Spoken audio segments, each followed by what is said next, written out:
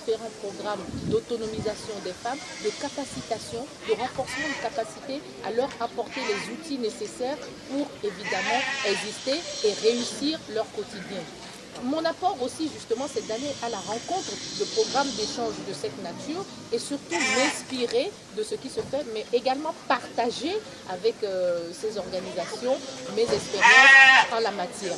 Et autre chose qui est essentielle à mon humble avis, et c'est ce que j'ai évoqué dans mon nouvel ouvrage que je viens de présenter et de dédicacer à Dakar, au public dakarois, sénégalais en général, c'est justement cette notion d'inclusivité, c'est-à-dire les vertus de l'inclusion sociale, l'inclusion politique et l'inclusion économique au service de l'économie sociale de développement. Et c'est ce que finalement nous avons compris avec nos partenaires qui sont ici et qui démontrent que plus on va vers des mécanismes d'inclusion, plus on va vers des approches de socio-développement, ce que évidemment le président Macky Sall a très bien compris et qui est notamment véhiculé à travers le plan Sénégal émergent, dont l'axe 2 est orienté vers les questions de redistribution sociale. Eh bien, une fois que nous aurons compris cela, nous aurons vraiment fait avancer l'Afrique parce que, comme je le dis toujours, je l'ai rappelé dans mon ouvrage, importer les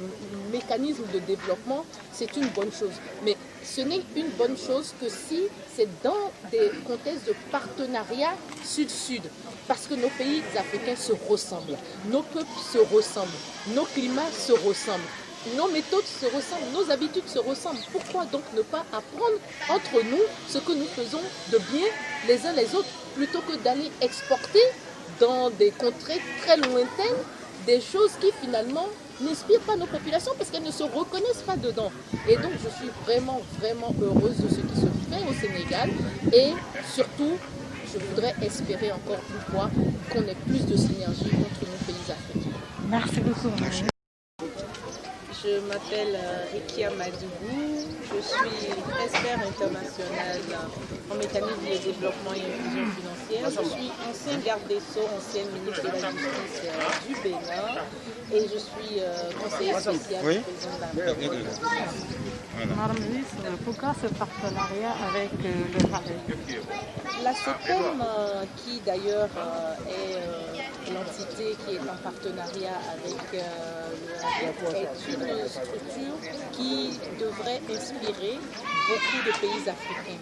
Pourquoi? Parce que la couveuse de cette structure de la mairie de Dakar, que je félicite au passage pour de telles initiatives, est au plus près des réalités de nos populations. Vous savez, en Afrique, nous avons souvent, comme je le dis très bien, une gouvernance à double vitesse. C'est-à-dire que nous avons une grande majorité de la population qui vit dans la pauvreté, malheureusement, et qui vit dans des conditions de précarité.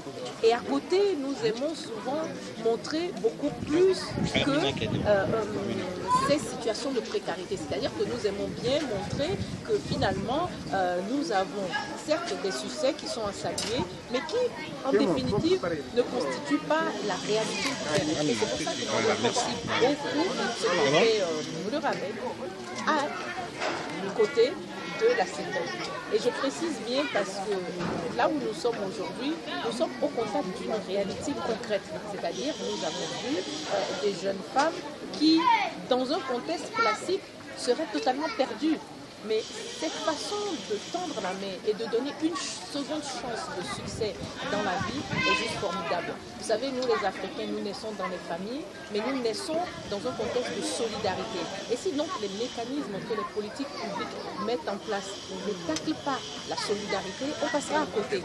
Parce que nous sommes des individus qui apprenons à nous tendre la main, nous sommes des individus qui naissons dans ce contexte de tendre la main, mais surtout nos gouvernants doivent s'inspirer de ces méthodes que nous apprenons déjà dans nos collectivités. Et c'est pour cela que je félicite vraiment les moniteurs, les encadreurs de la structure et surtout de les encourager à poursuivre. Mais surtout, je voudrais m'adresser à la CEPEM et à sa très dynamique et brillante directrice, Madame Sam, surtout vraiment les appeler à faire un partage d'expériences auprès d'autres pays africains pour développer ce type d'initiative qui est au plus près de nos réalités, encore une fois.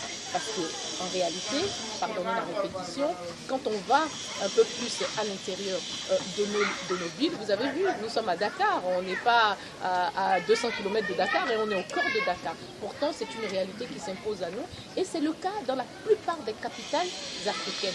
Cela veut donc dire que nous vivons des réalités et nous devons promouvoir des stratégies qui répondent directement à ces réalités-là.